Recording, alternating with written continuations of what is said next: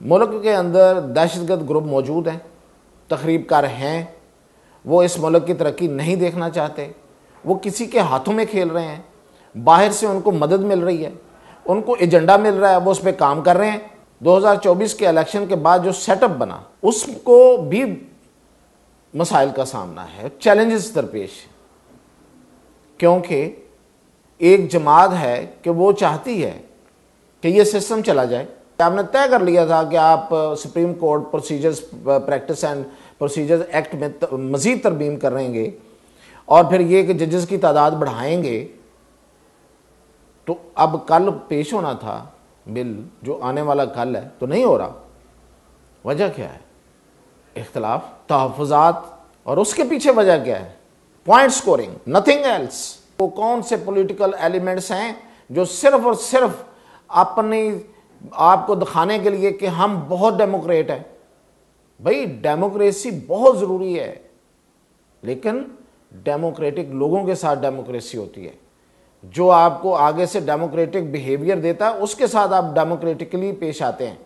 तखरीबकार के साथ कौन सी डेमोक्रेसी है? इसका जवाब है किसी के पास? नाज़रीन, आज मैं बड़ी ही गंभीर सूरत हाल है जो जिस पे बात कर रहा हूँ, वो ये है कि हमारे मुल्क को हंगामी हालात का सामना है। अगर ये कहा जाए कि वॉर लाइक सिचुएशन है तो बिल्कुल ये गलत नहीं है। तो इसमें हो क्या रहा है और किस चीज़ की ज़रूरत है, इस पे आज बात करते हैं। बीइंग पाकिस्तानी, मैं इस बात पे परेशान हूँ और बहुत से लोग परेशान हैं, आप भी परेशान हैं, कि हमारे दुश्मन जो हमारे बारे में दुनिया में बात करते थे, अब वो हमारे दोस्त भी कर रहे हैं। यानी अमेरिका हमें कहता था कि आपके मुल्क के अंदर दहशतगर्दी है, इंडिया कहता था कि ये दहशतगर्द यहाँ से आते हैं, तो अब चाइना भी इस पे बहुत ज़्यादा तहफ़्फ़ुज़ात का अपना ना सिर्फ इजहार बल्कि पब्लिक कर चुका है। इसकी भी कोई एक ख़ास वजह है कि ये पब्लिक क्यों हुए। कभी चाइना पब्लिक नहीं हुआ, कभी उसने पब्लिकली हमें कभी इस तरह से नहीं वार्न किया जिस तरह उसने अब किया है। तो उसकी भी हमारी ज़ाहिर है कि हमारी ही कोई गलती है ना। तो जो असल बात है वो तो है ही है, उसकी तरफ कैसे जाना है उस पर बात करता हूँ। लेकिन और अंदरूनी तौर पे हम इंतशार का शिकार हैं, हम दौरे इंतशार से गुजर रहे हैं। तो असल में हो क्या रहा है वो बताता हूँ आपको। देखें, मुल्क के अंदर दहशतगर्द ग्रुप मौजूद हैं, तखरीबकार हैं, वो इस मुल्क की तरक्की नहीं देखना चाहते, वो किसी के हाथों में खेल रहे हैं, बाहर से उनको मदद मिल रही है, उनको एजेंडा मिल रहा है, वो उस पर काम कर रहे हैं। क्लियर, सबको पता है, को आज की बात है।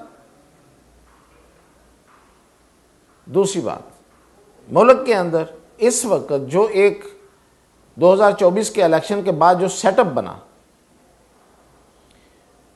उसको भी मसाइल का सामना है, चैलेंजेस दरपेश, क्योंकि एक जमात है कि वो चाहती है कि ये सिस्टम चला जाए। तो क्या हाल है, अब इसकी तरफ आते। देखें, जो इस वक्त जमातें बैठी हुई हैं 2024 के इलेक्शन के बाद हुकूमत में,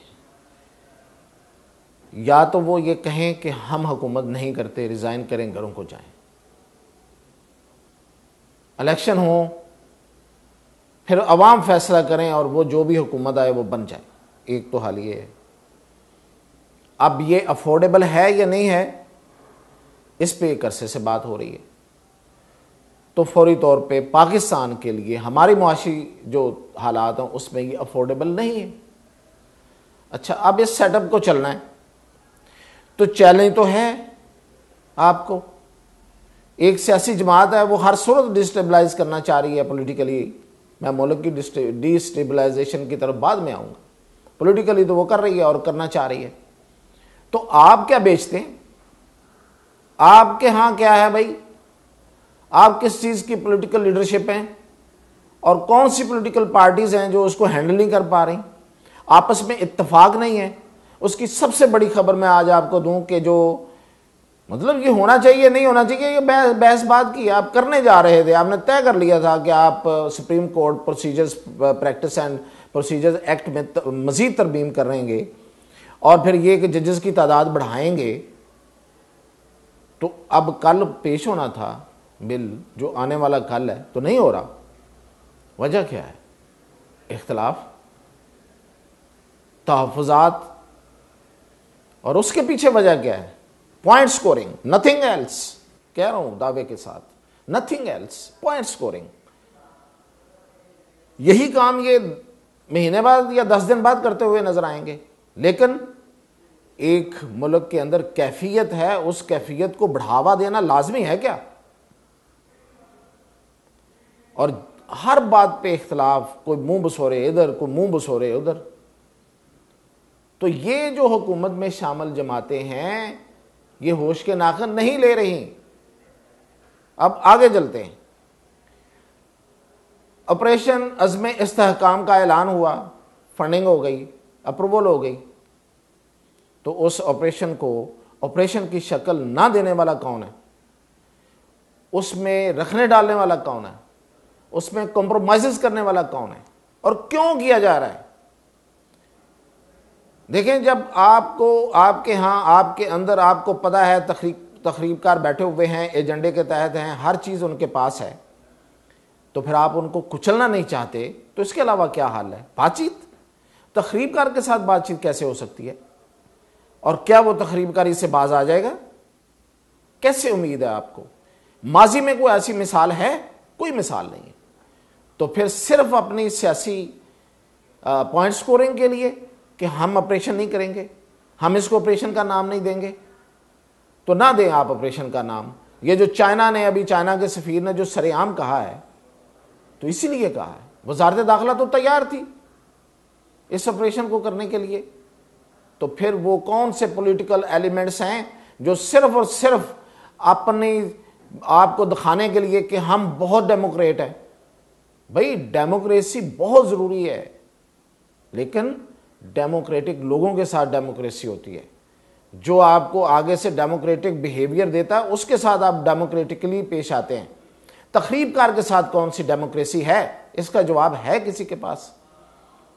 बलूचिस्तान में हम ऑपरेशन नहीं जी करना चाहते, उसको ऑपरेशन का नाम नहीं देना चाहते। भाई, तो ना देना। तो फिर वो हमले तो आपके हो रहे हैं। हमले रुक गए हैं क्या? को रुकने का कोई आपने चले कोई उसका कोई डायलॉग शुरू किया? किस लेवल पे किया? कुछ भी नहीं किया। तो हमले तो जारी हैं।